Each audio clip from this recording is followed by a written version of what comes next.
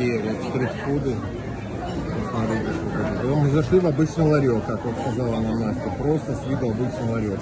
А внутри, посмотрите, все можно приготовить, всяких штучек. Попали на японский фудкорт. Да. Сладость, тунца, суши. Японский суши. Может, что-нибудь перекусим? Можно пиво взять японского. Такой у нас свежий тунец, пиво. Сейчас мы еще креветки принесут лапшу. Посмотрите, как все стилизовано. В такой лодочке.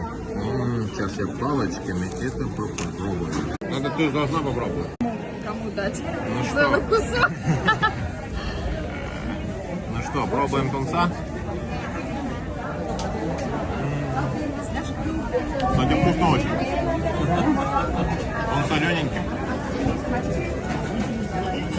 Не, ну маленький кусочек, он прям малюсенький.